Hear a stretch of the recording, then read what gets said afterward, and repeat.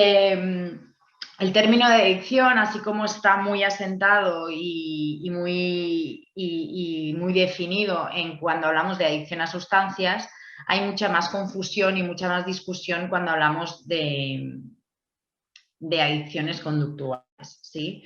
No está claro si todavía se puede determinar o se puede aplicar el término adicción a ciertas conductas. Por eso ya veremos que en DSM aparecen pocas adicciones conductuales. Lo que está claro es que necesitamos un término común para hablar de ello y el que más se está usando es el de adicción, ¿sí?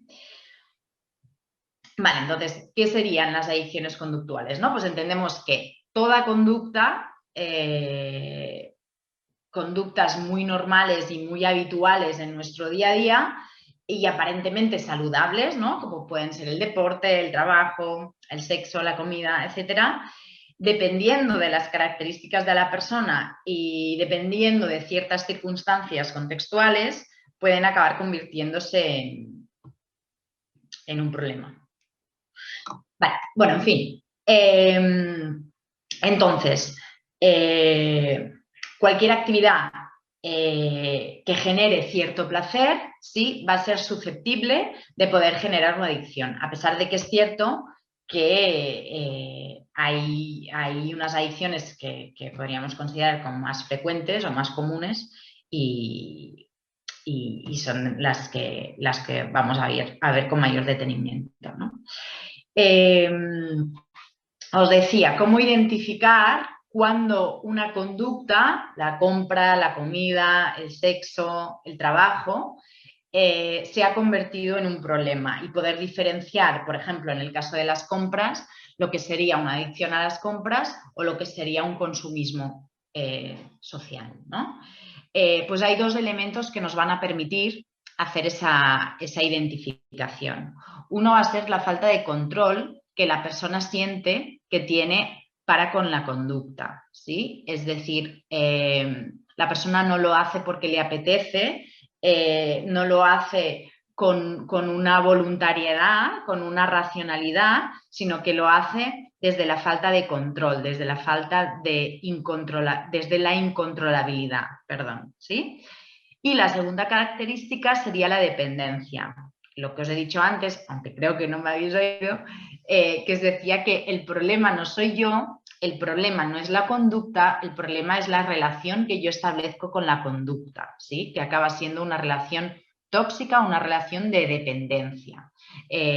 Ya no hago la conducta porque me gusta, la hago porque la necesito hacer, ¿sí?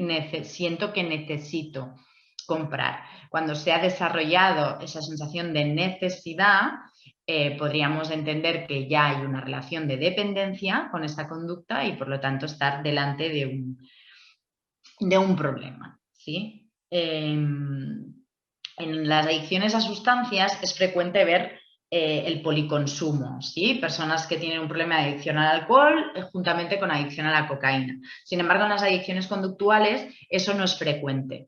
A pesar de eso, el caso que vamos a exponer hoy, sí que vais a ver que hay una adicción a las compras y también una adicción a la comida, ¿sí? Aunque, insisto, que no es lo habitual. Lo que sí suele ser más habitual es que se sustituya, ¿sí? En principio quizá puede haber una adicción a las compras que se trabaja y luego acaba desembocando en una adicción al deporte, por ejemplo, ¿no? Porque si no hemos trabajado pues la raíz del problema o la base del problema, se puede acabar sustituyendo, pero difícilmente lo podemos ver a la vez, ¿sí? Los autores lo que plantean es que el inicio de la conducta adictiva se ve reforzada por un refuerzo positivo, ¿sí?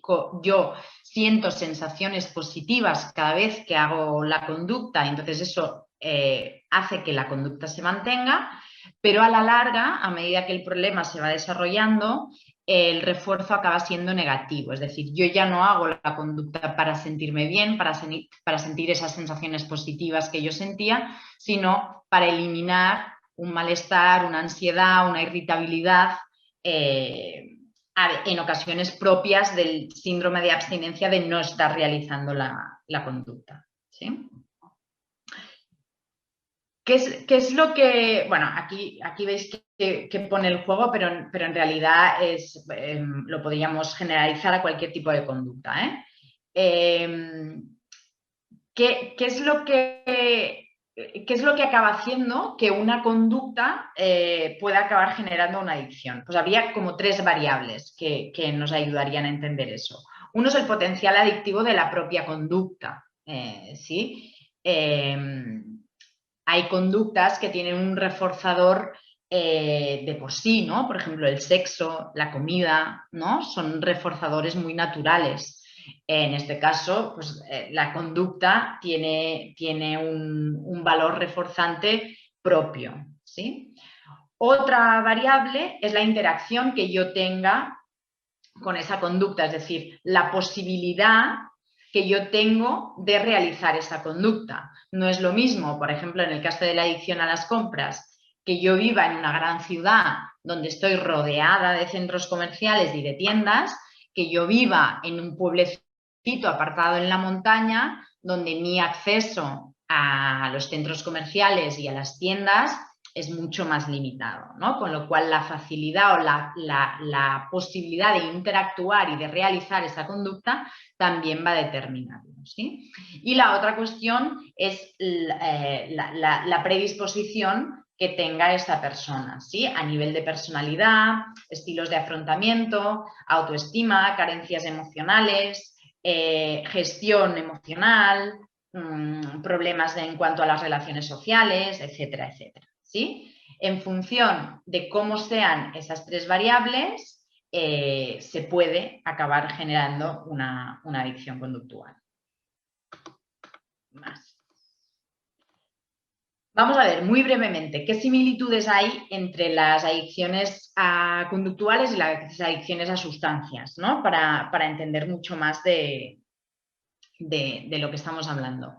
La reacción psicológica, no tanto fisiológica, aunque también cada vez hay más estudios que se centran en las reacciones fisiológicas cuando la persona está realizando esa conducta, y también hay cambios importantes ahí, pero lo que más ha estudiado es la similitud en cuanto a las reacciones psicológicas, ¿no? Tras el consumo de la sustancia o tras la ejecución de la conducta.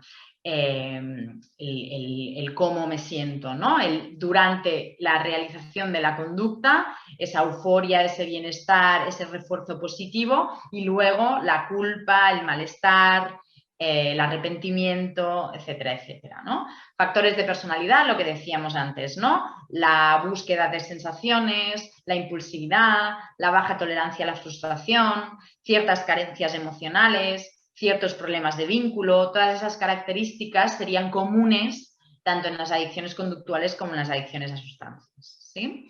Los contextos que al final también se pueden compartir, ¿no? Los mundos sociales, por ejemplo, de un alcohólico y de un jugador patológico, pues pueden tener mucho en común, lo que hemos dicho antes. La pérdida de control, sí que era una de las características para determinar un problema en cuanto a la conducta.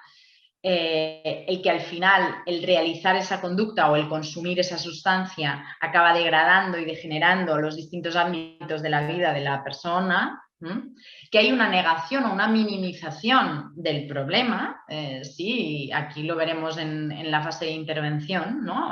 Siempre hay poca conciencia del problema en estos casos, y el patrón, ¿no? del cambio, que es me planteo el cambiar, empiezo a cambiar, cambio y recaigo. Y ahí vuelvo a seguir la rueda, ¿no? Pues esa rueda sería similar en las adicciones a sustancias y en las adicciones conductuales.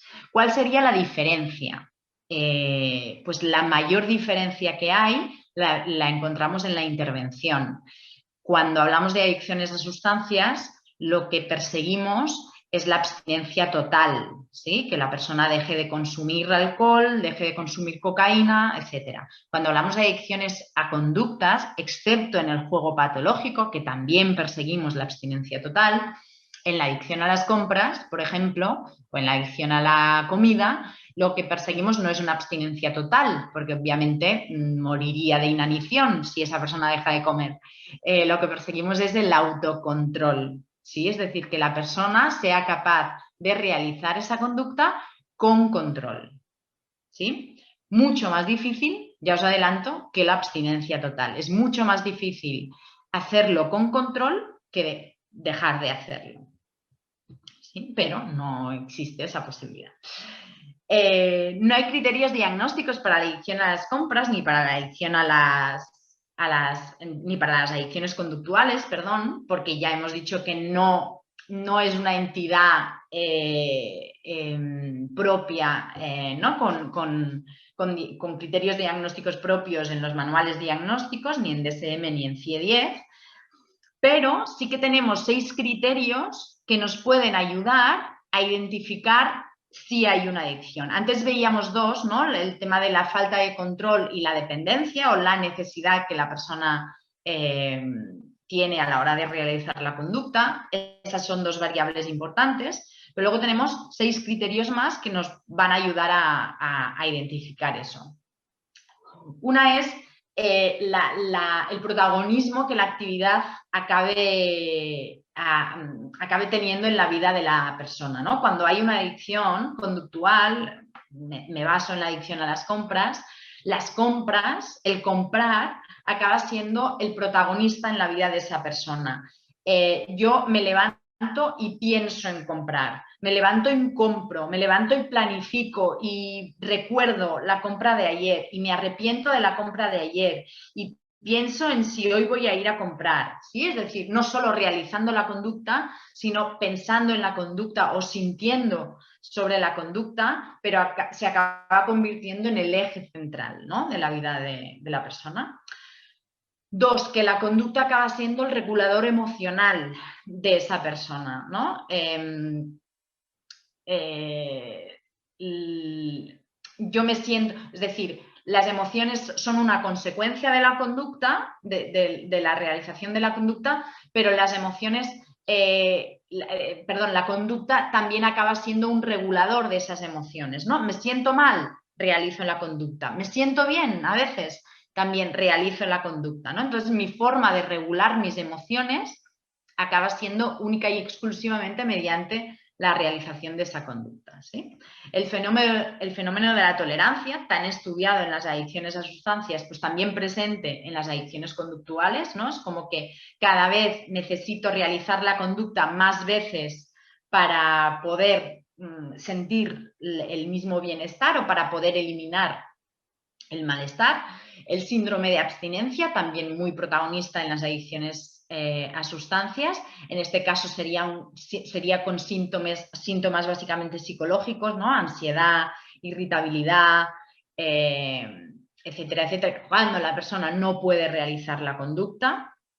Conflicto, ¿vale? Ya sea un conflicto conmigo mismo o con las personas que están a mi alrededor, ¿sí? Conflicto conmigo mismo entendiendo con mi sistema de valores, por ejemplo, ¿no? Es decir, yo es algo que no quiero hacer pero lo acabo haciendo, con lo cual eso me conflictúa. Y conflicto pues a nivel familiar, a nivel de pareja, ¿no? Porque mi entorno no aprueba esa conducta y yo el seguir realizando esa conducta genera conflictos, ¿sí? Y el proceso de recaída que decíamos antes que es muy frecuente en las adicciones a sustancias y también lo encontramos en las adicciones conductuales, ¿sí? Quizá más frecuente incluso por lo que os decía de que la persona no puede distanciarse por completo de la conducta, pues es una conducta muy, muy normal en el día a día de las personas, ¿no? El ir a comprar, por ejemplo, con lo cual quizá es más frecuente la recaída todavía en las adicciones conductuales, ¿no? Bueno, muy breve, muy breve, muy breve. A nivel de manual diagnóstico, ¿qué encontramos acerca de las adicciones conductuales? El único reconocimiento que hay en DSM-5 es el juego patológico, que esta vez ya sí lo incluyen dentro de los trastornos adictivos, que hasta ahora en DSM-4 estaba incluido dentro de los trastornos por control de impulsos, ¿sí? En DSM-5 también encontramos la adicción a los videojuegos, que no al juego de apuestas, pero como algo pendiente de estudio, ¿sí? Todavía no clasificado como tal.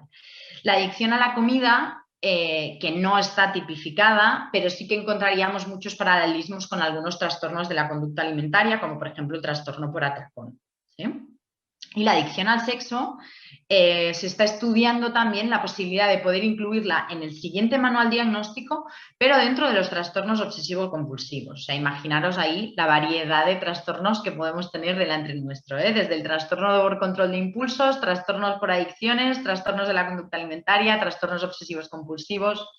Pues al final yo creo que ahí queda claro, ¿no?, la confusión o la falta de consenso respecto a este tipo de adicciones. Vale, ¿cuáles son los tipos de adicciones más frecuentes? Aunque ya hemos visto que cualquier conducta es susceptible de acabar generando un problema, ¿no? Pero las más frecuentes: sexo, juego, trabajo, nuevas tecnologías, donde ahí encontramos internet, el móvil, los videojuegos, etcétera, etcétera, la tele incluso.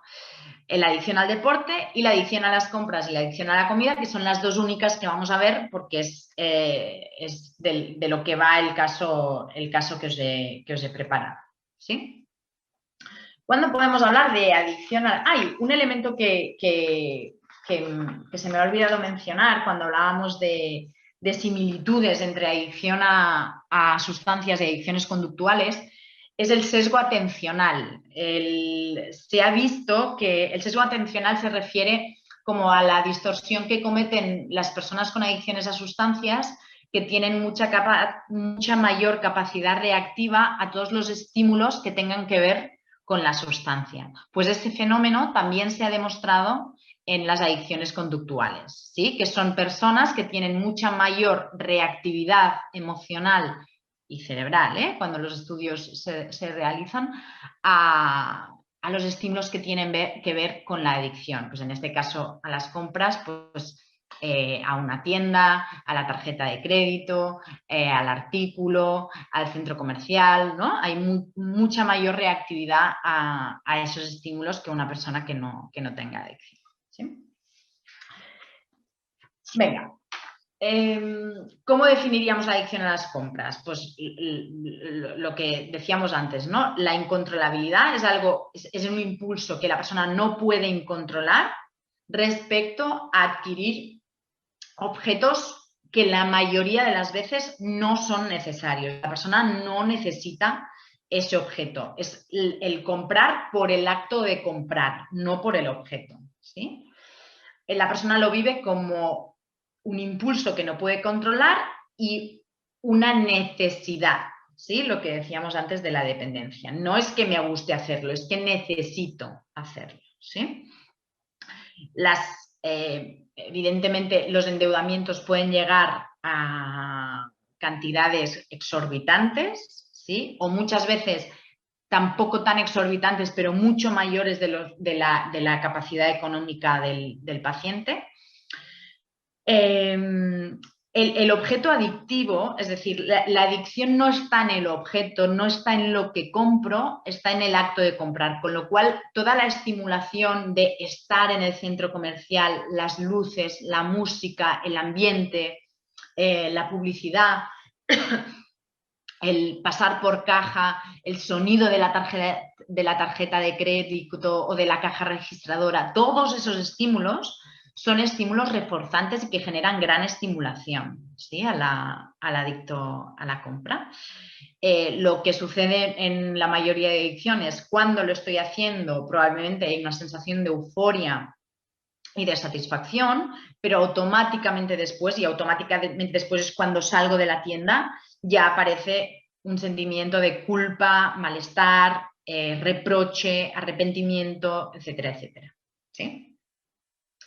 El ciclo habitual podría ser un poco esto, ¿no? Yo me siento mal, que cuando la adicción, cuando la compra ya se ha convertido en un reforzador negativo, ¿no? Me siento mal, entonces la idea de poder comprar me genera excitación, me genera satisfacción, compro objetos que no necesito, me siento mal, me arrepiento, me culpo, me autorreprocho y vuelvo a empezar con este círculo con este círculo cerrado, ¿sí?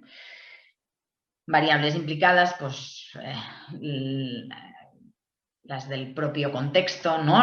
Toda la publicidad, centros comerciales, la publicidad, que al final la publicidad es como que nos intenta generar necesidades, ¿no? Es como que el producto lo necesitas, ¿no? Pues toda esa invasión en cuanto a la publicidad influiría. Factores personales, obviamente, que ya hemos visto antes, la impulsividad, la autoestima, ciertas carencias emocionales, etcétera, y familiares, ¿sí? Que no haya un buen vínculo, el modelado en las prácticas educativas, mucha autoridad en la educación o mucha negligencia, ¿sí? Cualquiera de los dos polos, etcétera, etcétera.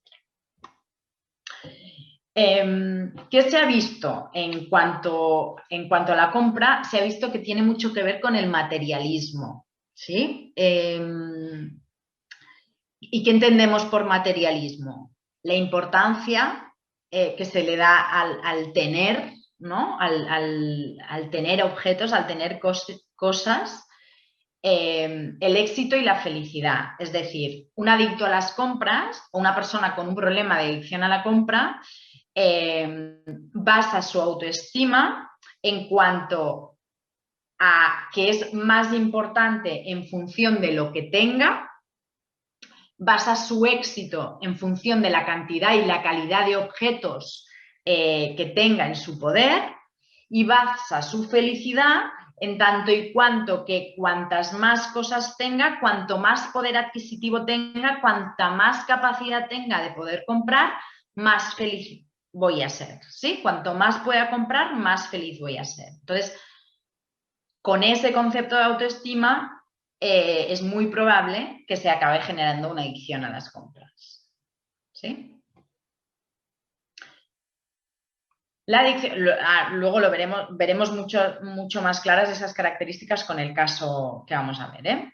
La adicción a la comida, ¿cómo la definiríamos? Pues el comer de forma, de nuevo, impulsiva, ¿no? Sin control y desde la voracidad, no desde la racionalidad, no desde la planificación, etcétera, etcétera, ¿sí?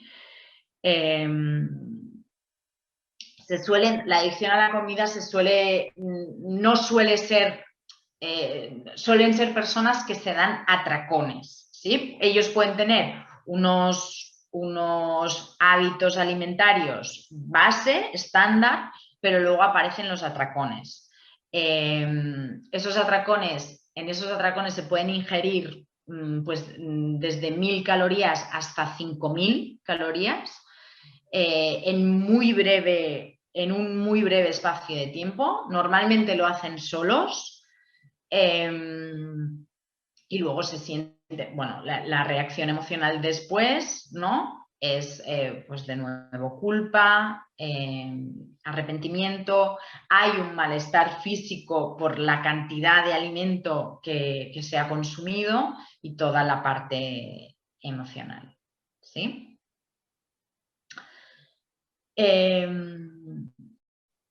Tiene que haber esa sensación de pérdida de control. ¿Sí? No puedo parar de comer o no puedo... Cuando empiezo a comerme una patata frita, me tengo que comer toda la bolsa, ¿no? No soy capaz de comer. No es lo mismo comer mucho que ser adicto a la comida. ¿Sí? Ahí hay que diferenciar eso.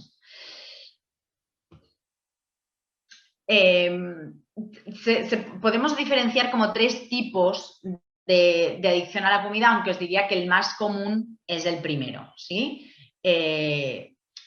La adicción a la comida propiamente, como os la he explicado, sí que sería el tipo bulimia puro, ¿no? Que es esos atracones. La mayoría de veces no hay conducta compensatoria, no suele haber distorsión de la imagen, no suele haber pensamiento obsesivo, que sí habría, por ejemplo, en la bulimia tipo anorexia, ¿sí? Que ahí ya habría un TCA mucho más complejo, un trastorno de la conducta alimentaria mucho más compleja. Las adicciones hiperfágicas, que sería comer mucho a pesar de que tengo una sensación de saciedad, sigo comiendo en grandes cantidades. La diferencia sería un poco esa forma de atracón, ¿no? La adicción hiperfágica sería un hábito estable de comer muchísimo y no puedo comer menos. La primera sería más en ocasiones puntuales y de forma muy intensa, ¿no? En forma de atracón. Y la última serían adicciones monoalimentarias, pero solo hay documentación en cuanto al chocolate, ¿sí? Gente que se define como adicta al chocolate. No hay ningún otro alimento que se haya documentado que pueda generar. Y ahí yo os diría, y esto es un poco cosecha propia, que yo creo que la base no es tanto el chocolate, sino el azúcar, ¿no? Un poco de ciertos alimentos, pero bueno, evidentemente falta mucho estudio todavía, ¿sí? Bueno, ya lo hemos visto un poco, pero ¿por qué? ¿Por qué nos volvemos adictos? ¿Qué hace que una persona pueda acabar generando una adicción, ¿no? Hay esta vulnerabilidad psicológica de la que hemos hablado, ¿no? La impulsividad, una mala autoestima, una baja autoestima, mala capacidad para gestionar el malestar, la búsqueda de sensaciones, ¿no? Muy común también en las adicciones a sustancias. Luego a nivel familiar o a nivel emocional, carencia de afecto. Detrás de una adicción normalmente hay muchas carencias emocionales, dificultades a nivel familiar. Puede haberlas o no, no siempre tiene que haber todo esto, pero puede ser una variable de predisposición. Y a nivel social, pues dificultades a nivel de relaciones sociales también nos puede predisponer a ser adictos, ¿sí? Quizá en este sentido iríamos más por el tema de las adicciones a las nuevas tecnologías y demás. Otro modelo es este, ¿no? Que nos explica el por qué acabamos generando una adicción conductual, que es un poco el que veíamos antes. Hay una vulnerabilidad, una presión social, porque todas son conductas muy funcionales y muy adaptativas en nuestra sociedad, ¿no? Comer, comprar, jugar, trabajar, hacer deporte, y luego que el placer que me genere a mí personalmente esa actividad, ¿no? Y luego lo que lo va a mantener, ¿no? Eso, este punto serían lo que me predispone, y lo que lo va a desencadenar y a mantener podría ser esa falta de autocontrol, la dependencia, ¿no? La necesidad que se establece en la conducta y el no tener otras actividades gratificantes, ¿no? Si mi única fuente de placer es la compra, va a ser mucho más probable que se acabe generando un problema en este sentido, que si yo tengo muchas formas de sentirme bien y de pasármelo bien, ¿sí? Que es un poco parecido a este modelo, ¿sí? Que al final hay muchas áreas que influyen en nuestro bienestar. Si mi bienestar depende exclusivamente de una área, va a ser muy probable que se acabe generando una dependencia o un problema de adicción en esa área, ¿sí? Bueno, y en cuanto a la adicción a las compras, muy fácil, ¿eh? O sea, en este sentido es todos estos factores de predisposición me pueden generar una ansiedad, ¿no? Que por todos esos factores culturales y sociales que hemos dicho, ¿no? La presión social, la aceptación de ciertas conductas como la compra, la publicidad, etcétera, etcétera, pueden acabar desarrollando una adicción a la compra. ¿Sí? ¿Qué instrumentos tenemos para evaluar? Pues en este caso, aparte de evaluar la historia clínica del paciente, como haríamos en cualquier patología, también será importante hacer una evaluación conductual, ¿no? Es decir, y ahí nos podemos ayudar de un autorregistro. un ejemplo de autorregistro para la adicción a las compras podría ser cuántas veces compro a la semana, si lo hago solo o acompañado, qué pensamiento mediador hay, cómo me siento antes, durante y después, qué estrategias tengo para evitarlo, si es que lo quiero evitar, ¿no? Es decir, todo este tipo de preguntas o de evaluación también es importante en relación a la conducta problema, ¿sí? Aparte de la historia clínica que utilizaríamos. Un cuestionario que podemos utilizar puede ser este. Los cuestionarios que existen en relación a la adicción a las compras son un poco limitados, son más bien, nos sirven para cribaje que para diagnóstico, ¿sí? Porque lo que os decía, como son adicciones o conductas las que todavía falta mucho estudio, pues los cuestionarios también están poco desarrollados, ¿no? Pues está bien administrarlo para ver si puede haber algún problema ahí, pero no sería tanto una herramienta para el diagnóstico. Sí. Vale, pues vamos con el caso y entonces a través del caso vamos a ver la...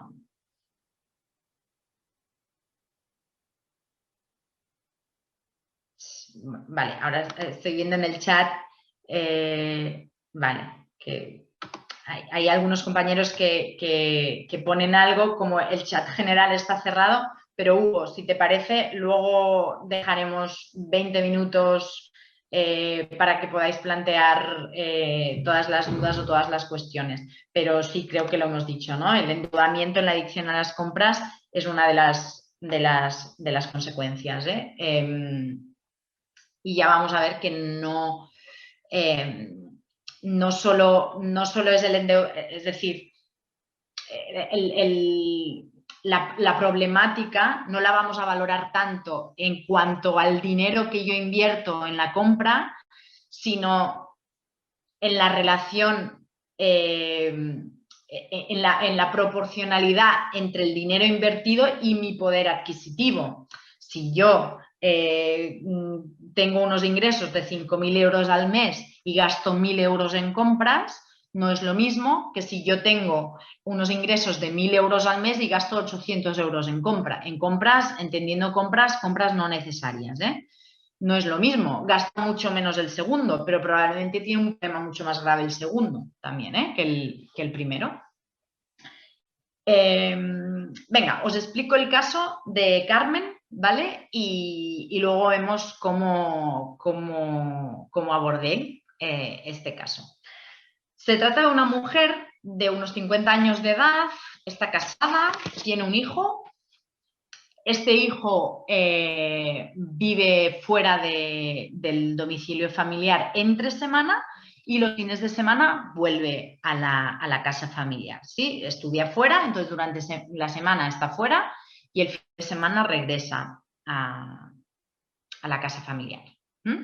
Trabaja como administrativa en un centro universitario, es funcionaria pública y trabaja ahí desde hace más de 20 años. Y el motivo de consulta, cuando ella acude la primera vez, ella me dice que tiene un problema de adicción a las compras, de adicción a la comida, y no lo refiere así, pero tiene muchos problemas de ansiedad. Ella en su historia me explica que hace 25 años ella sufrió lo que ella refiere como un ataque de ansiedad, ¿no? Me lo explica y ella me explica que estaba en un bar con unos compañeros y empezó a sentir pues la sintomatología propia de un ataque de pánico, ¿no? Taquicardias, sudoración, sensación de que le faltaba el aire, etcétera, etcétera. En ese momento se asustó mucho, tuvo un poco una conducta agorafóbica, ¿sí? Es decir, por miedo a que le volviera a suceder esto en diferentes espacios, pues limitó mucho sus salidas, entonces tenía una conducta un poco agorafóbica. Se puso en tratamiento psicológico y psiquiátrico en ese momento y me dice que lo resolvió, cuando yo le pregunto a qué se refiere con resolverlo, ella me explica que al menos entendí que no me estaba pasando nada a nivel físico. Y eso me tranquilizó, ¿no? O sea, el saber que lo que me estaba pasando me lo estaba generando yo, y que no me estaba pasando nada a nivel fisiológico, pues eso como que me tranquilizó. Conoció a su marido, se casó, tuvieron a su hijo. Durante todo ese tiempo ella no refiere ningún problema psicológico ni en cuanto a la adicción a las compras o a la comida. Sí que es verdad que ella me explica que nunca ha hecho un uso ordenado del dinero. Es decir, que siempre ha sido más bien derrochadora, que siempre le ha gustado gastar, que no ha tenido mucha actitud ahorrativa, pero no lo vivía con la incontrolabilidad que lo vive ahora, ¿sí? En fin, durante este tiempo más o menos se siente bien, y entonces me dice que hace 2 años, desde el momento en que ella acude a consulta, que todo el tema de las compras y de la comida se ha vuelto como a descontrolar.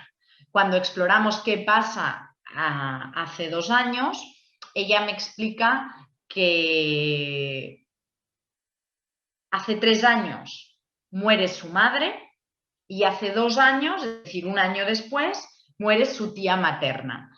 Tía materna con la que tenía vínculo y que fue su cuidadora. Es decir, ella cuidó a su madre hasta que murió y cuidó a su tía hasta que murió. Y que, bueno, desde hace 2 años, pues ella siente como que se ha descontrolado. Lo intentamos relacionar un poco con el duelo o con la pérdida de estas 2 familiares, y ella me dice que cree que lo tiene bastante asumido. Las 2 eran mayores, murieron de enfermedades de cáncer, las 2, ¿no?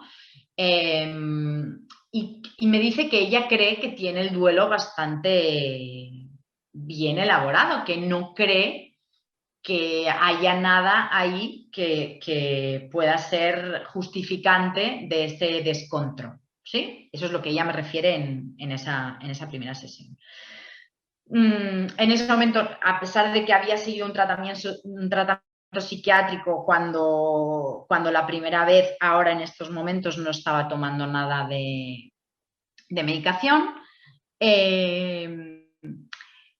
ella tiene una actitud muy ansiosa ante la vida, muy anticipatoria, siempre está en tensión, siempre está como pensando en lo malo que va a venir, y si todo está bien y no hay nada negativo en este momento en su vida, se asusta porque eso significa que algo malo va a venir, ¿sí? O sea, siempre centrada en lo negativo y con una tensión vital ante cualquier acontecimiento estresante, ¿sí?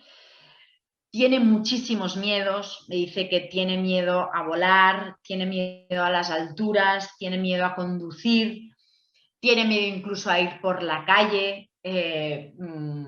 Cuando exploro el por qué, ¿no?, qué hay detrás de todos esos miedos, es un poco la presencia de esos ataques de pánico, ¿sí?, que en estos 2 últimos años han vuelto a reaparecer. Y a pesar de que ella los vive de forma distinta como lo vivió la primera vez, porque ahora entiende que no le está pasando nada a nivel fisiológico, pues obviamente son muy limitantes, ¿no? Y aparece este miedo a pasarlo mal, ¿no? A que me dé ese ataque de pánico y lo pueda pasar mal. Claro, cuando estamos hablando de conducir, pues que me dé un ataque de pánico y eso pueda generar algún tipo de consecuencia a nivel de accidente o demás.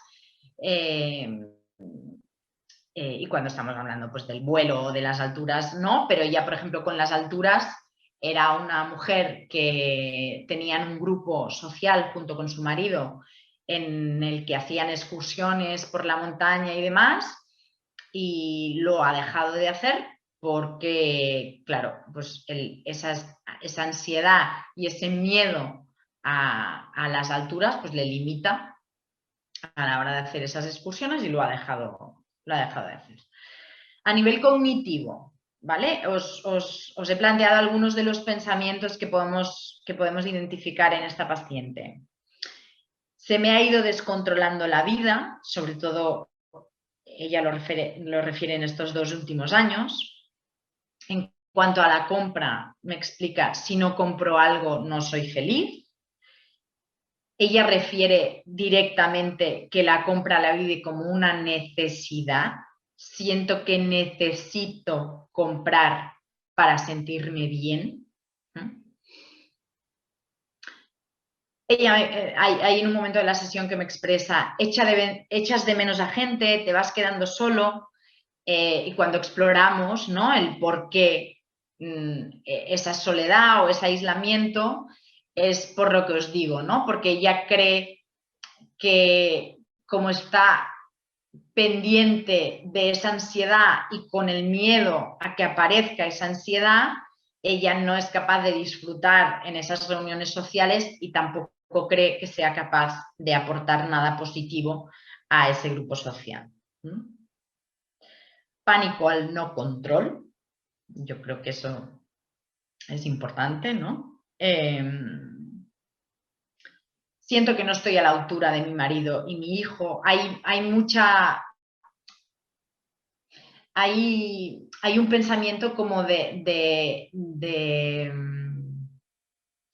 soy una irresponsable, ¿no? O sea, tengo 50 años y me dice, tengo 50 años y ¿qué he conseguido en mi vida? Nada, porque todo el dinero que podía tener me lo he gastado en comprar, ¿sí? Entonces, ella lo vive pues con mucha culpa, con mucha irresponsabilidad, y muchas veces su hijo, ¿no?, de 21 años, es el que le acaba diciendo, señalando, pues que, en fin, que ese no es el camino, ¿no? Entonces, cuando eso sucede, ella se siente muy mal, porque es como que se invierten esos roles de madre-hijo, ¿no? Y ahí ella siente mucha culpa. Venga, ¿cómo intervenimos? En primer lugar, ¿vale? Y a modo general, cuando nosotros tenemos un paciente adicto a algún tipo de conducta en consulta, antes de empezar con todo el plan de intervención, con todo el tratamiento, vamos a tener que identificar en qué momento se encuentra esa persona. En las adicciones, ya os he dicho antes que es muy común que haya una falta de conciencia del problema, una minimización o incluso una negación del problema. Entonces, si el paciente está en un estado totalmente amotivacional, no hay ningún tipo de motivación de cambio y simplemente viene a consulta porque lo trae alguien, ¿no?, sea pareja, madre, padre, hijo, etcétera, etcétera, no va a tener ningún sentido aplicar todo el plan de intervención porque no se va a integrar y la persona no está preparada para todo ese plan de intervención, ¿sí? Y igual cuando está en una fase ambivalente, estoy pensando en el cambio, es cierto, quizá tengo algún problema, pero en esa fase todavía los inconvenientes del problema son mucho menores las ventajas de realizar la conducta o que el esfuerzo que la persona prevé que tendría que hacer para abandonar la conducta, ¿sí? Es decir, en la balanza todavía pesa más el realizar la conducta que el abandonar la conducta, ¿vale? Entonces, cuando detectemos que el paciente se encuentra en uno de estos dos momentos, no va a tener sentido empezar a intervenir de la forma en cómo yo ahora os explicaré que intervenimos con Carmen, ¿sí? Lo que vamos a tener que hacer ahí es trabajar para poder posicionar al paciente en esta etapa, ¿sí? En que él esté listo, él o ella estén listos para el cambio. ¿Cómo lo podemos hacer? Pues, por ejemplo, señalando, ¿no?, o haciendo consciente los inconvenientes de realizar la conducta, lo que puede perder, valorar un poco su autoconcepto y la capacidad que él siente que tiene para cambiar esa conducta, ¿no? Porque hay veces que es como, sí, yo entiendo que tengo un problema, pero creo que no soy capaz de resolverlo, ¿no? Pues vamos a intentar investigar por qué crees que no eres capaz, qué estrategias crees que deberías tener que no tienes, ¿no? Y quizá trabajando por ahí vamos a ir acercando al paciente hacia el cambio, ¿no? Hacia esta fase en el que él ya esté listo para cambiar. ¿Sí? Entonces, una vez el paciente está listo para cambiar, vamos a poder empezar con la intervención. ¿Sí? Primero, ¿qué es lo que hicimos en este caso con Carmen? Psicoeducar, ¿no?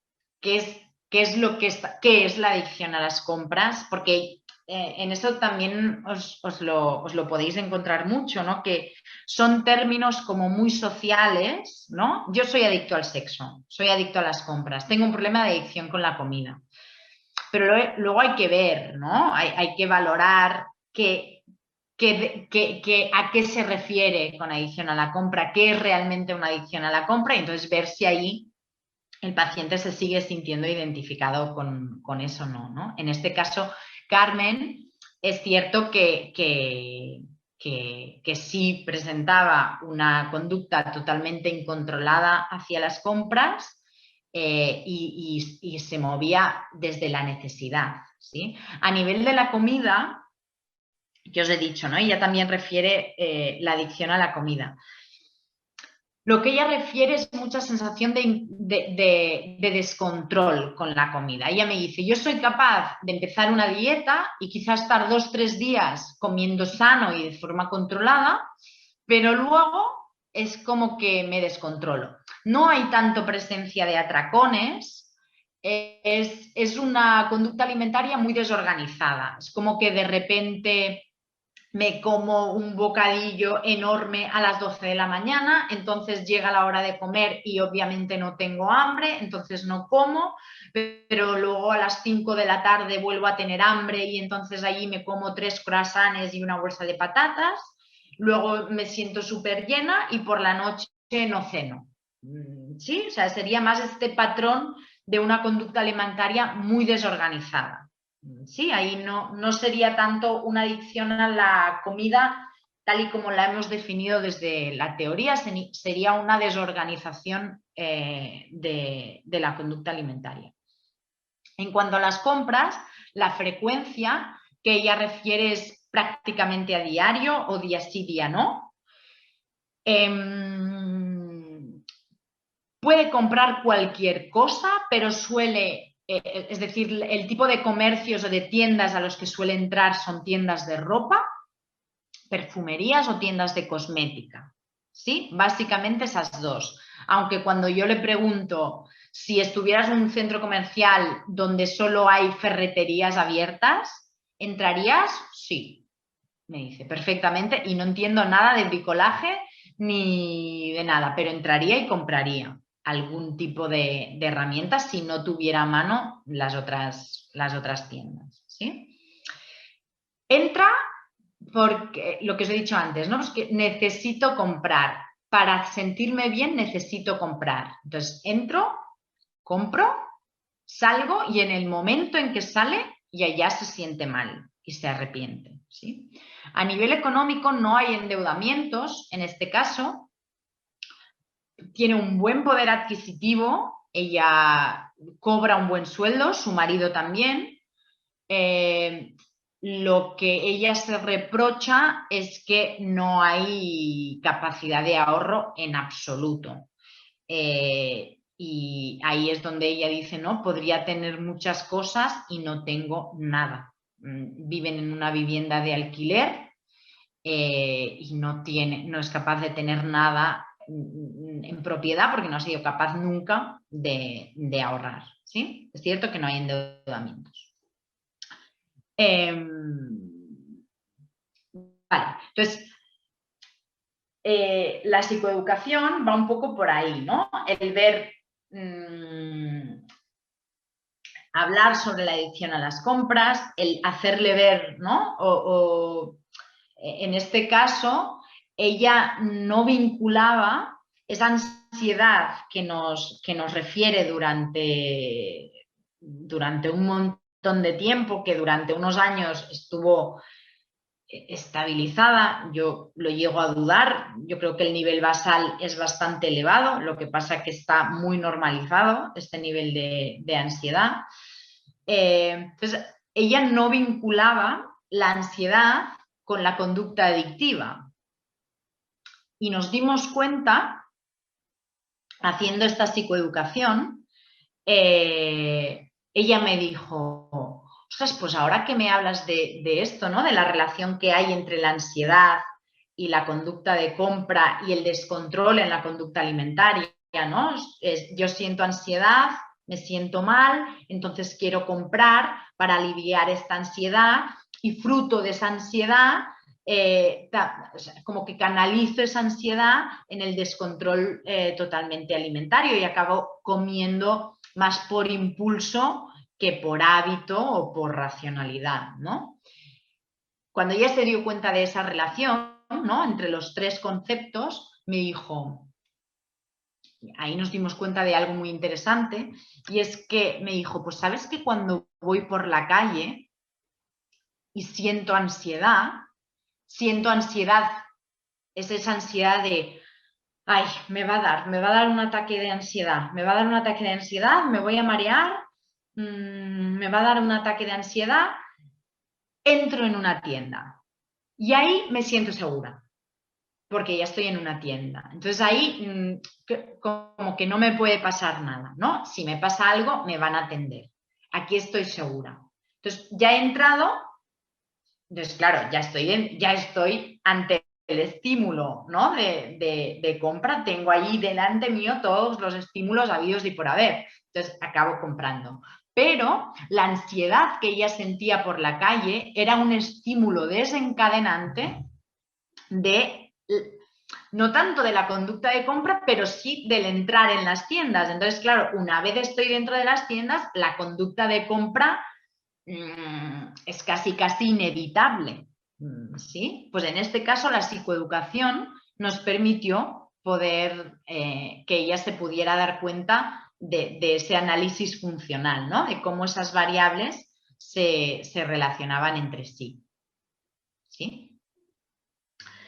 A nivel de análisis funcional, comentar también que un poco explorando, ¿no?, toda su historia de vida, la primera crisis de ansiedad que ella tuvo, la gestión que hizo de eso, los fallecimientos de su madre y de su tía, explorando un poco si el duelo había estado bien elaborado y demás, llegué a la conclusión de que no era una cuestión de un duelo mal elaborado, sino que lo que probablemente había sucedido es que ella durante muchos años de su vida había tenido un objetivo, que era el de cuidar. Primero cuidar a su hijo cuando era pequeño, y eso nos ocupa unos cuantos años, ¿no?, hasta que su hijo ya no fue adolescente. Luego el cuidado de la madre con una enfermedad terminal, de la que al final acabó falleciendo. Y cuando fallece la madre, el cuidado de su tía, también con una enfermedad terminal, de la que al final acabó falleciendo. ¿Qué sucede cuando fallece la tía? Que de repente me he quedado sin objetivos. O sea, mi rol en la vida, ¿no?, mi papel vital de cuidadora ya no tiene sentido. ¿A quién cuido? Ya no hay nadie a quien cuidar. Mi hijo es adolescente, mi madre ha fallecido, mi tía ha fallecido. Entonces se genera un vacío ahí que ella no es capaz de llenar de otra forma que no sea a través de la conducta adictiva, ¿no? A través de la compra es la forma en que ella consigue llenar, ¿no?, entre comillas, ese vacío o ese rol desubicado o perdido, ¿no? Cuando yo planteo esto, ¿no? Yo normalmente el análisis funcional siempre se lo planteo a los pacientes para que ellos, bueno, pues también te puedan dar el feedback, ¿no? Tanto a nivel psicoeducativo para que ellos entiendan como para verificar de alguna forma, ¿no? Y para contrastar este análisis funcional que nosotros como terapeutas generamos. Para ella le fue muy revelador, ¿no? Porque ella siempre lo había basado mucho en ansiedad, ansiedad, ansiedad. Vale, sí, es cierto, pero ¿de dónde viene esa ansiedad, no? ¿De dónde viene ese vacío? ¿De dónde viene esa infelicidad? Porque no tengo vida. O sea, abandoné mi vida hace mucho tiempo para dedicarla a los demás y ahora que es el momento para dedicarme a mí, no sé cómo. No tengo estrategias, no tengo hobbies, no tengo aficiones, no tengo intereses, no tengo ilusiones, no tengo nada, estoy perdida, ¿no? Entonces, la compra, ¿no? Fue la forma que ella encontró de llenar ese vacío, ¿sí? Vale, una vez hemos entendido a través de la evaluación, de la entrevista, de la psicoeducación, hemos podido hacer un análisis funcional y hemos visto qué sucede y qué variables están implicadas en el caso. Vamos a intentar como primer objetivo controlar la conducta adictiva, ¿sí? Es decir, que la compra deje de ser un problema.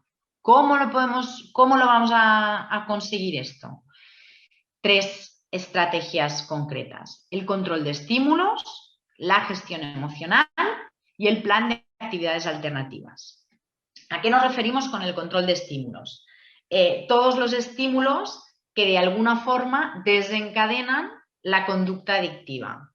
Hay que evaluar, identificar cuáles son esos estímulos. El autorregistro nos va a resultar muy útil.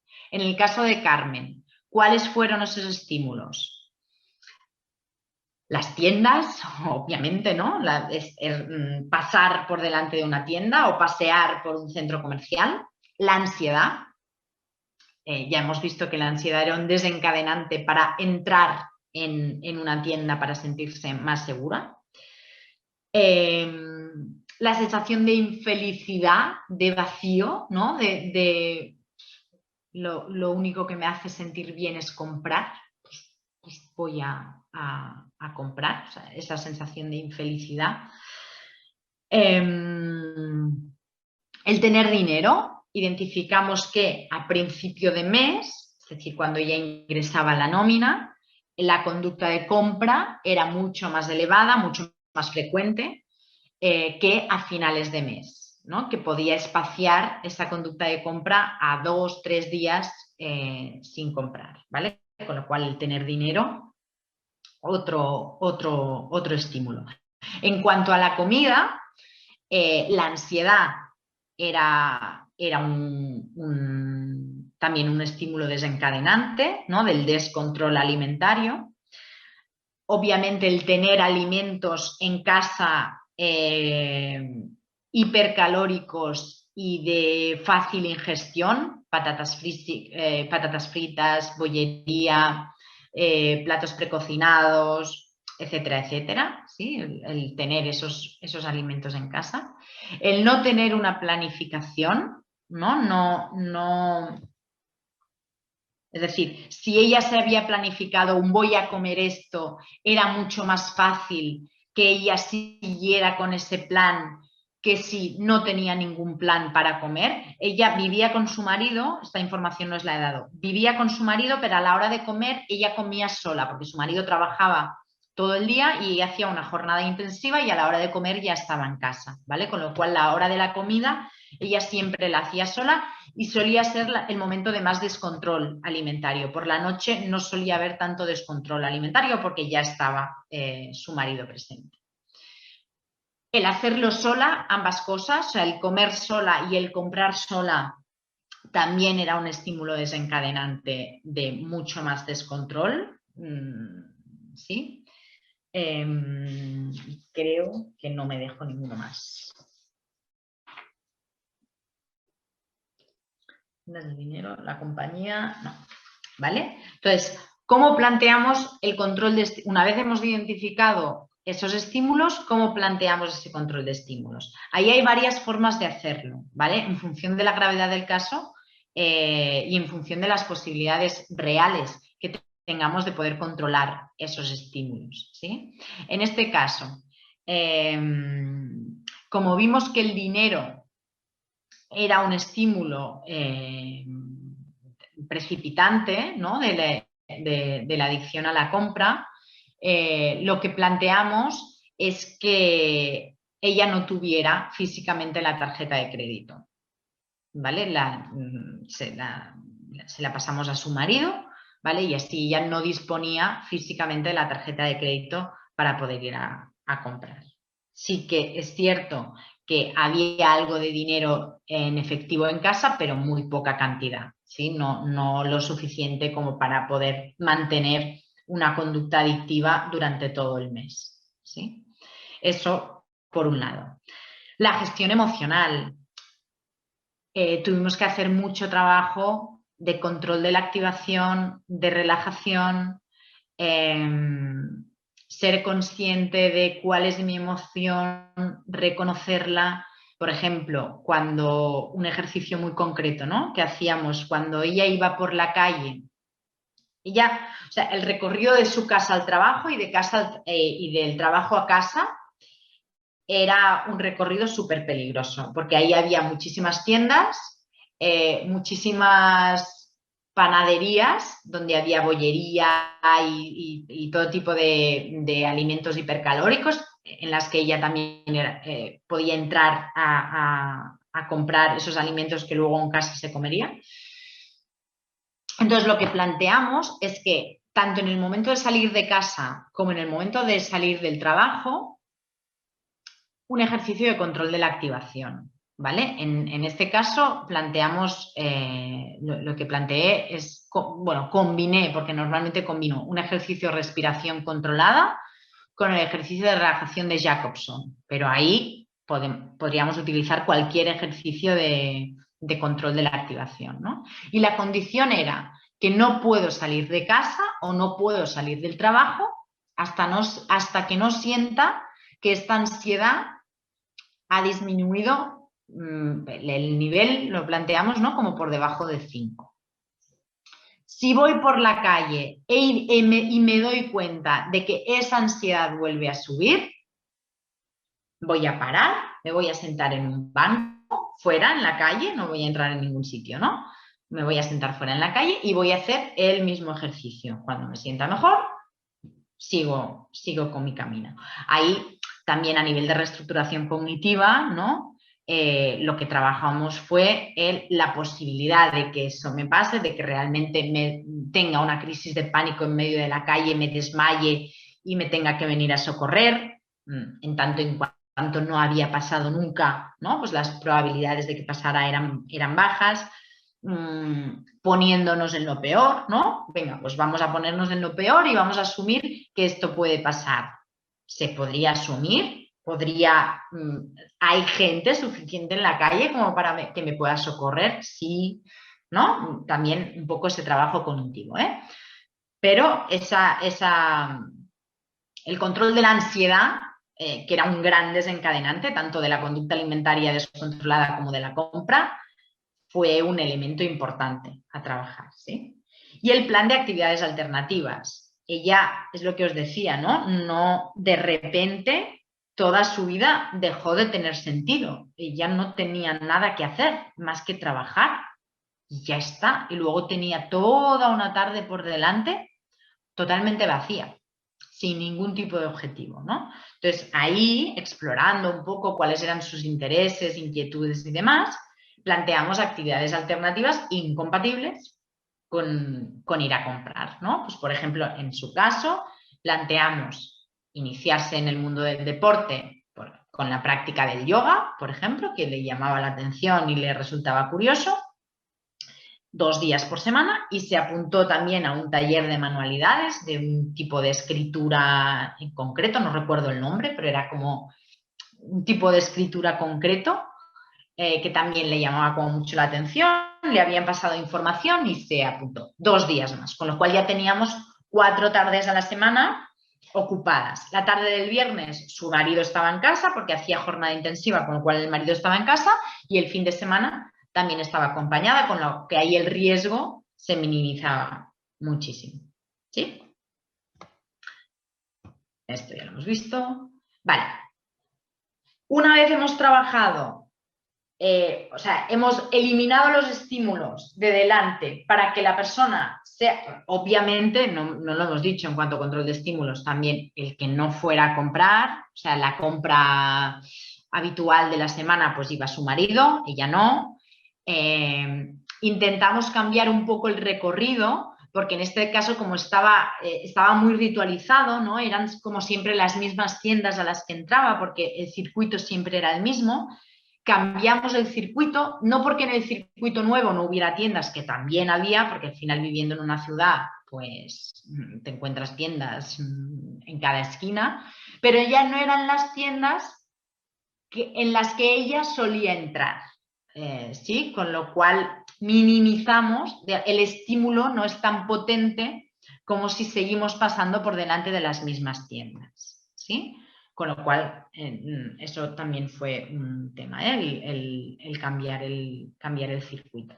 Y en el tema de la comida, no comprar alimentos hipercalóricos, ¿no? Esos, pues la bollería, las patatas fritas, etcétera, etcétera. Planificar junto con su marido una dieta, ¿no?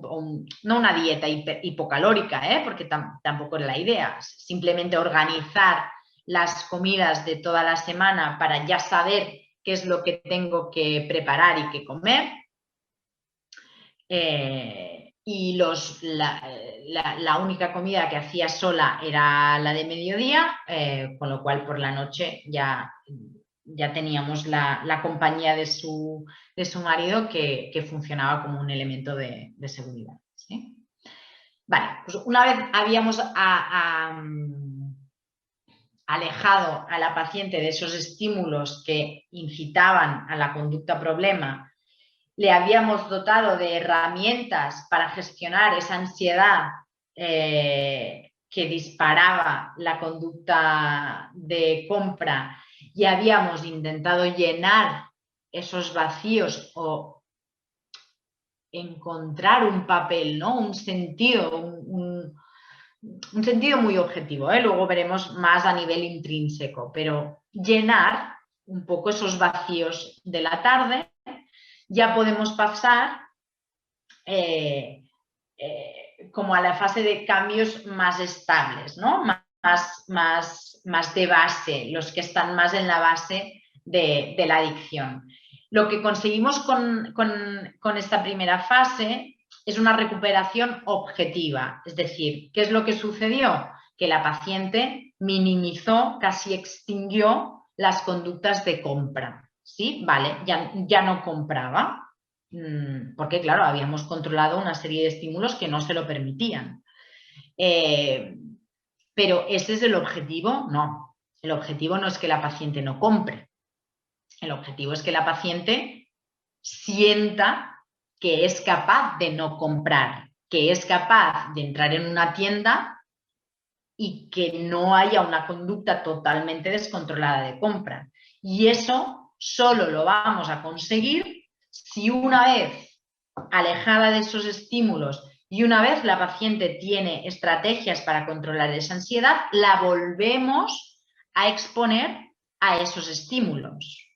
¿Sí? Porque si no, siempre se queda la inseguridad de no voy a ser capaz de hacerlo de forma controlada. ¿Sí? Entonces, la siguiente fase es la exposición con prevención de respuesta. ¿Qué significa con prevención de respuesta? Pues que al final la exponemos a las tiendas sin que haya esa conducta descontrolada. Lo podemos hacer de forma progresiva. Aquí, ¿no? Las variables con las que jugábamos fue la compañía de su marido y el dinero. ¿Sí? Es decir, primero, bueno, y el acercamiento, ¿no? O sea, primero me pongo fuera de la tienda, veo cuál es la reacción emocional, la intento controlar y solo me quedo ahí, no entro, ¿sí? Para ver y darme cuenta que yo soy capaz de gestionar esa reacción emocional. Eso primero lo puedo hacer en presencia de mi marido y luego sola. Lo mismo, entro en la tienda en presencia de sin comprar, primero sin comprar, en presencia de mi marido y luego sola, sin dinero y con dinero. Fue otra variable, que primero lo hago sin dinero, con lo cual la posibilidad, aunque haya un deseo, no hay la posibilidad de comprar porque no tengo dinero, y luego ya introducimos la variable dinero.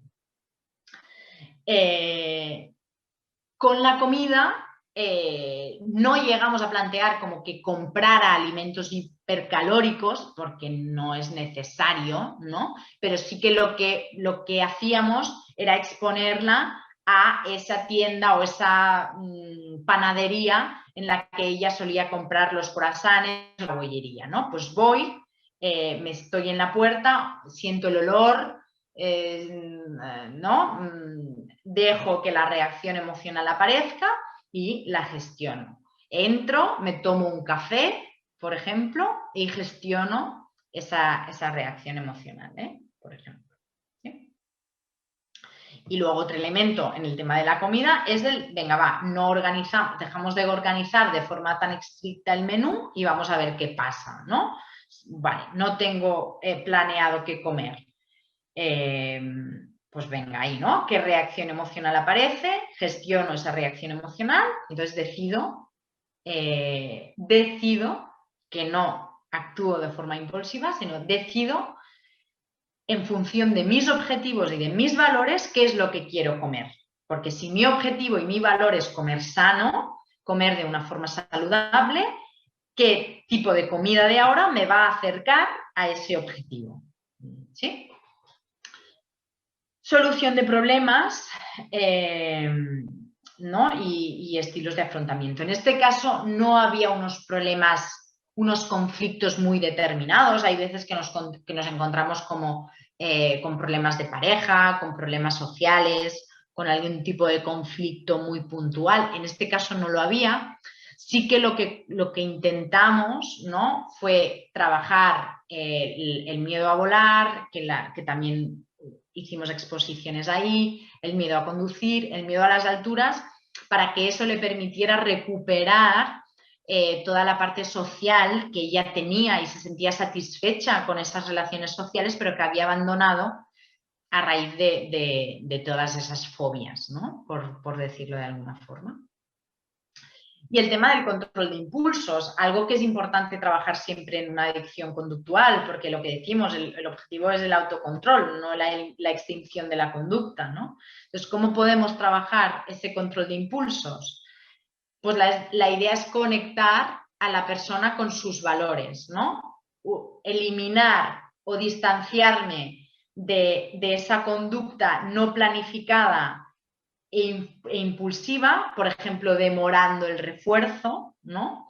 Yo entro en una tienda, quiero unos pantalones que me encantan y, bueno, en una adicción a las compras no lo haríamos con la compra de unos pantalones, por ejemplo, pero yo sé, un viaje que quiero mucho, pues lo miro, investigo, miro a ver cómo sería ese viaje, pero no lo compro, no lo hago, ¿no? Voy retardando ese refuerzo y gestionando y controlando toda la reacción emocional que eso genera. Y por otro lado, conectarla con los valores, con sus objetivos vitales, ¿no? Que probablemente serán incompatibles con esas conductas impulsivas, ¿no? Las conductas impulsivas no me acercan a lo que yo quiero y al estilo de vida que yo quiero, ¿no? Entonces, ver qué conductas, planificar conductas que le acerquen a esos objetivos y a esos valores, ¿sí?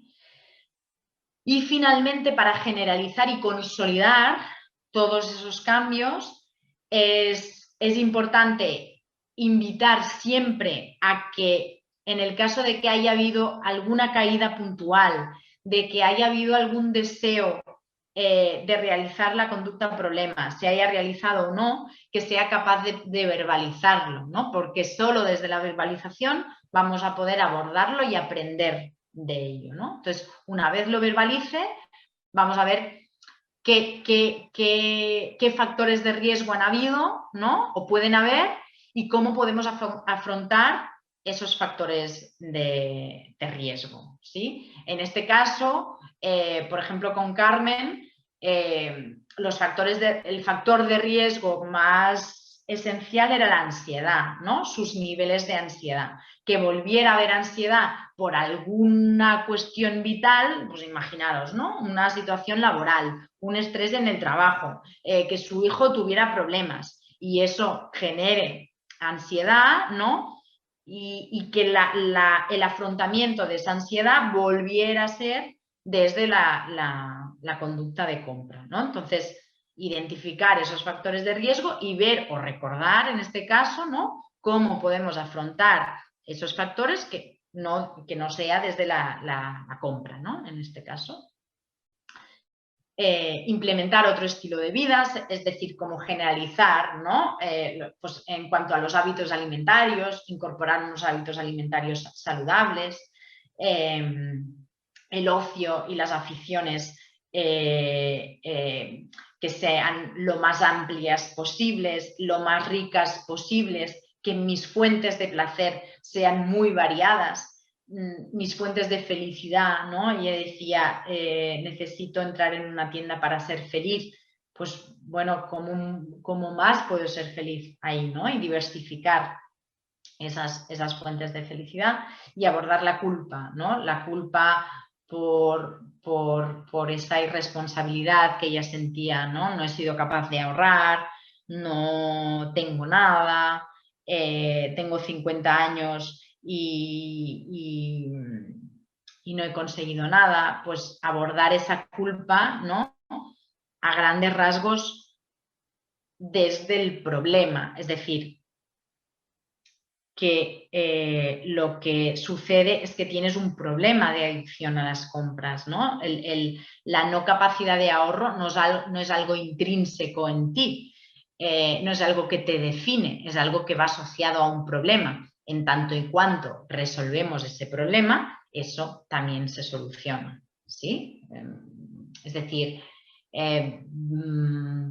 vincular todas esas conductas de las que ella se siente culpable, vincularlas con el problema y no con su ser, no con su parte caracterológica.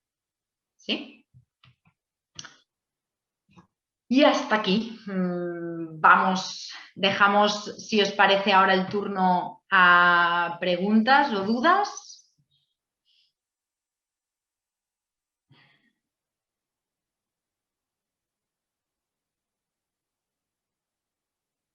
Hemos alargado un poquito, porque como hemos tenido las dificultades que hemos tenido al principio, pues vamos a alargar media horita más la sesión, que es lo que nos hemos retrasado al principio.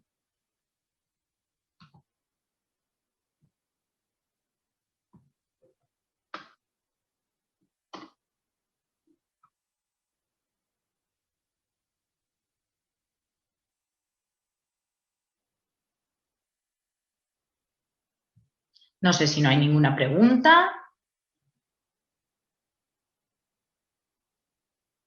Vale, Susana plantea cómo se llevaría un registro en el caso de la paciente. ¿Un autorregistro te refieres, Susana, de la conducta de compra? En este caso, el autorregistro que yo planteé, ¿vale? Pero que lo podemos hacer mucho a nuestra medida, ¿sí? Sería el día, la fecha, cómo me siento, porque en este caso vimos que ya el estado emocional estaba muy vinculado a la adicción a la compra. ¿En qué tienda entro? Si estoy sola o acompañada. ¿Cómo me siento justo antes de entrar, cuando estoy dentro y cuando salgo? ¿Compro? ¿Sí o no? ¿Qué compro? ¿Y cuánto dinero invierto en esa compra? ¿Y qué pensamiento aparece en todo ese circuito? ¿Vale? ese fue el autorregistro que yo planteé, pero lo podemos hacer como muy adaptado al paciente. Me preguntaban antes, ¿sería la misma intervención en el caso de un paciente adolescente? Sí, tendríamos, es decir, no diferenciaríamos el tipo de intervención por la edad del paciente, sino por sus características, ¿no? Probablemente un adolescente, las motivaciones o los objetivos serían distintos que en el caso de Carmen, que tenía 50 años, ¿no? Pero no habría diferencia. Espera, que esto va bajando y me voy perdiendo. ¿Cuánto tiempo dura el tratamiento? Pues mira, en este caso estuvimos, espérate, pues lo digo, de octubre, estuvimos 1 año y 2 meses aproximadamente hasta el alta definitiva. Sí que es cierto que las primeras sesiones son semanales, luego pasamos a sesiones quincenales y al final alguna sesión mensual y ya el alta, ¿sí? Los tratamientos en adicciones suelen ser largos, no suelen ser los más breves cuando hablamos de terapia psicológica, por la probabilidad de recaídas, por lo que os decía, ¿no? Que el paciente cuando llega a consulta muchas veces no llega listo para el cambio, hay que prepararlo para el cambio, ¿no? Entonces requiere ahí un tiempo más o menos largo para concienciar al paciente, etcétera.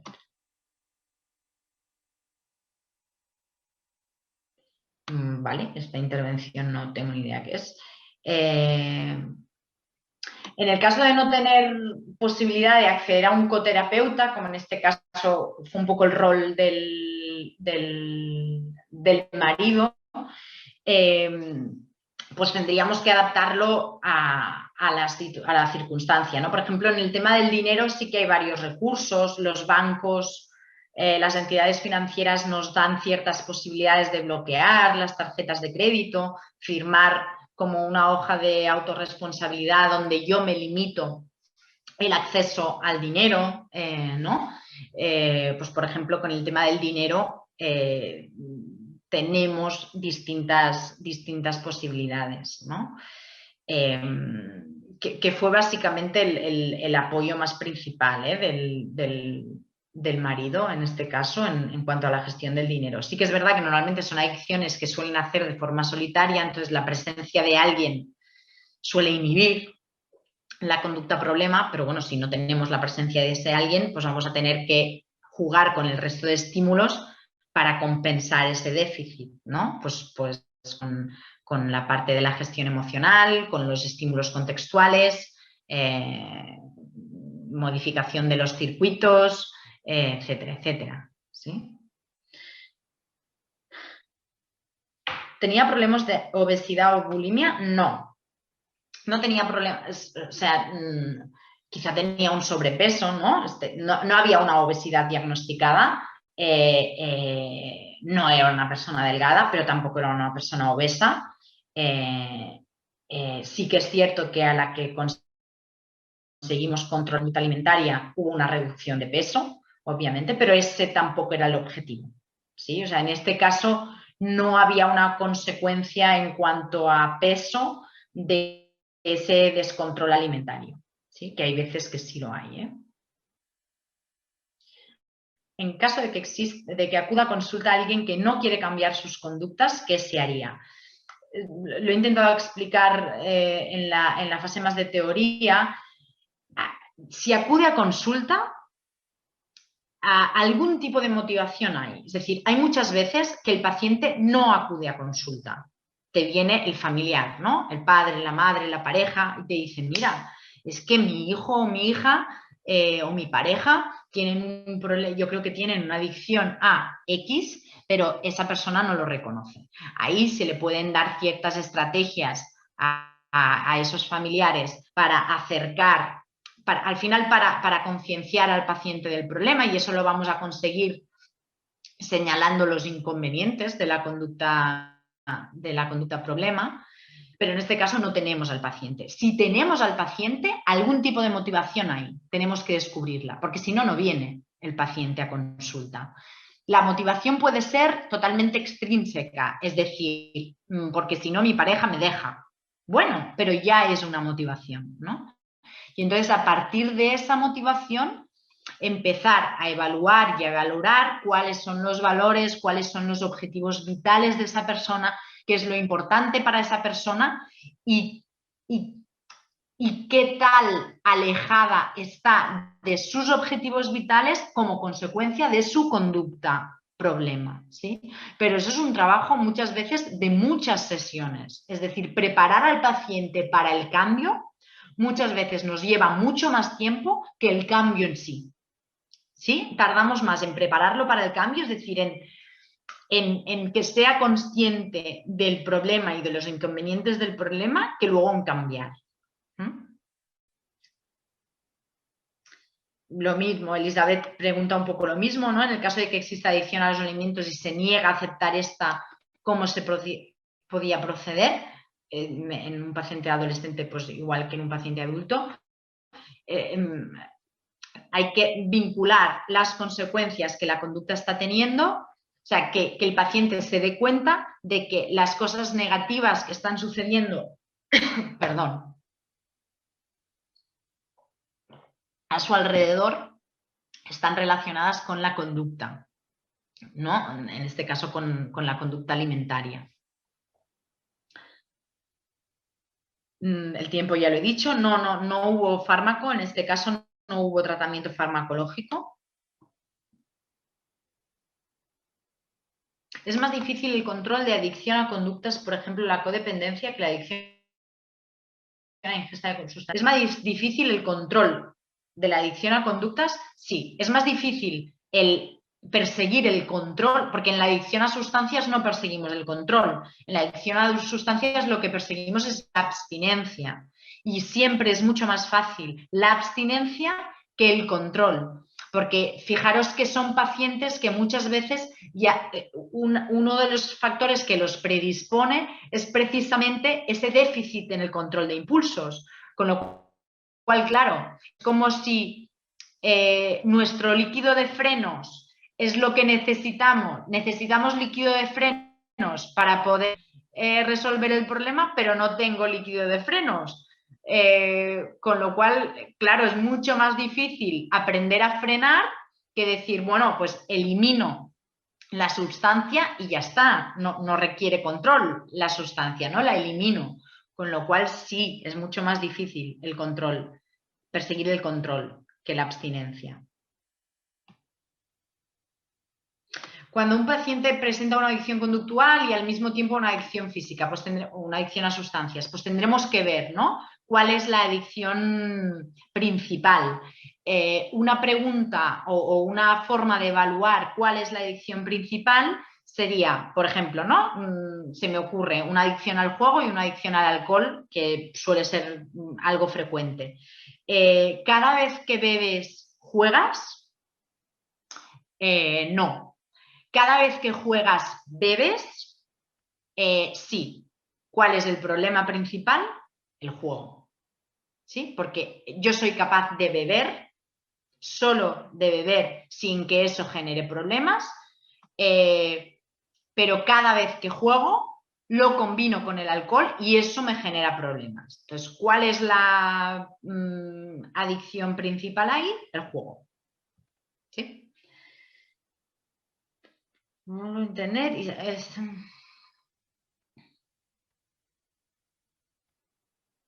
Sí, es cierto. La adicción, o sea, hoy en día estamos en la era Internet, ¿no? E Internet nos abre un campo infinito de posibilidades. Las compras por Internet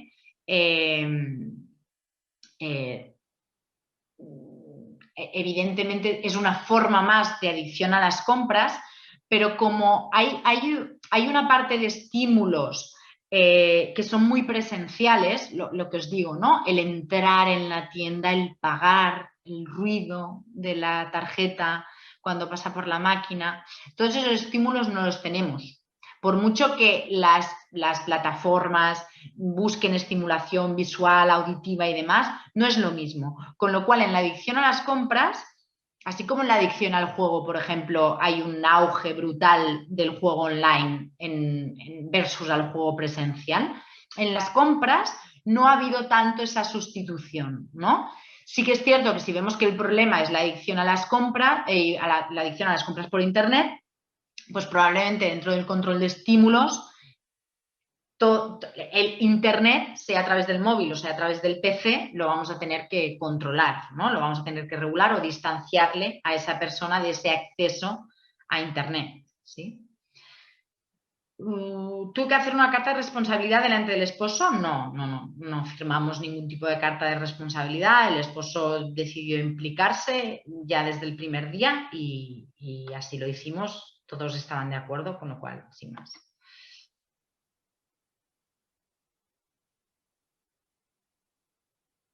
Hincapié en las consecuencias. Sí, Martínez Díaz Mari, sí. O sea, la adicción a sustancias, el modelo es el mismo, lo que pasa que lo que perseguimos es la abstinencia total, pero si alguien presenta una falta de conciencia del problema, la idea es lo mismo, concienciar del problema, incidiendo en las consecuencias negativas del problema. Vía Amazon, pues sería lo que te digo, ¿no? Sí que es cierto que la compra por internet tiene un hándicap, no hay un dinero físico, ¿no? Es decir, que yo compro con un clic y ya he comprado y ya está, ¿no? Y ya lo tengo. Y luego cuando me llega el producto, probablemente ni lo quiero. Simplemente ha sido el hecho de llenar la cesta, ¿no? De darle al clic, pero sí, sería igual, lo que pasa que, claro, en cuanto al control de estímulos, tendríamos que evaluar, ¿no?, cuáles son esos estímulos y probablemente tendría mucho que ver con Internet y el acceso a Internet. No, ¿algún modelo visual para el análisis funcional? No. Bueno, sí que muchas veces lo que hago es, yo me hago el análisis funcional escrito, esquemático, ¿no?, para mí, y luego de las variables con cartulinas hago, por ejemplo, ¿no?, pues autoestima, ansiedad, hago cartoncitos con esas variables y se las presento al paciente y juntos intentamos hacer ese análisis funcional, ¿no? Ponemos en el centro pues adicción a las compras, en este caso, ¿no? O problema con las compras, lo pondríamos en el centro y luego, venga, vamos a ver, ¿no?, cómo esas piezas del puzzle tú las vas montando. Y ahí yo creo que es una forma como muy visual y muy experiencial de que el paciente trabaje su propio análisis funcional.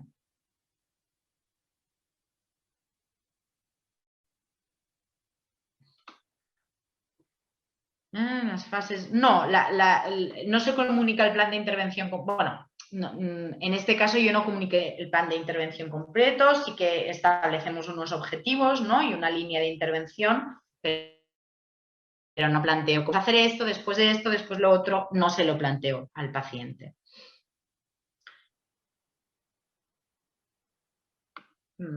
Susana, cuando se lleva el mismo proceso en el cambio de conductas o malos hábitos, ejemplos de procrastinación, pereza o poco orden. Es que depende. O sea, tenemos que ver qué hay detrás de este tipo de conductas.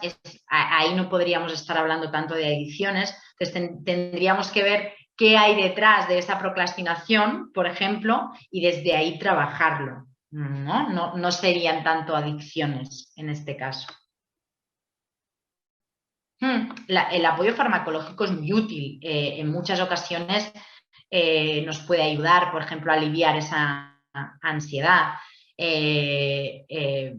Yo no estoy para nada en contra del fármaco, sí siempre de complementarlo con una terapia psicológica, ¿sí? Por ejemplo, en la adicción a la comida, lo que yo veo muy importante es el apoyo con un trabajo paralelo con un nutricionista, ¿sí? Para mí es muy interesante porque quizá a veces nosotros como psicólogos nos falta información en relación a temas nutricionales y el trabajar en paralelo con un nutricionista puede ser muy interesante. No lo sé, Natalie. La presentación de esta sesión no sé dónde la puedes conseguir. Si te pones en contacto en con ISEC seguro que te lo plantean. No sería más fácil eliminar la adicción a las compras por Internet que a las tiendas físicas, depende del caso. Es decir, como veis, el problema no es la conducta, es la relación que la persona tiene con la conducta. Entonces, en función de cuál sea la problemática en concreta, será más difícil o menos, pero la dificultad no lo determina la conducta. ¿Me explico? Sí, claro, la depresión está muchas veces detrás de una conducta, de una adicción conductual. De hecho, en este caso que os he presentado, en el de Carmen, había síntomas depresivos. O sea, esa sensación de no soy feliz, me siento vacía, era muy compatible con síntomas depresivos. ¿Sí? Ya terminamos porque nos hemos pasado muchísimo. ¿La conducta adictiva puede cambiar de una adicción a otra? Sí. Lo que os he dicho, ¿no? Si no trabajamos la base, lo que yo hago muchas veces es sustituir, vale, ya no compro, pero entonces como, o ya no compro, pero entonces trabajo, ya no compro, pero me genero una adicción al deporte, ¿no? Tenemos que trabajar la base, ¿no? Lo que hemos dicho del autocontrol, el llenar esos vacíos, dar estrategias para la regulación emocional, etcétera, etcétera. ¿Sí? Bueno, chicos, un placer. Disculpad las dificultades que hemos tenido al inicio de la sesión, lo hemos compensado alargándola un poquito más. En fin, tenéis mi mail en la presentación, que seguro la podéis conseguir, con lo cual estoy dispuesta a ayudaros en lo que sea. Y nada, un placer haber compartido con vosotros este rato.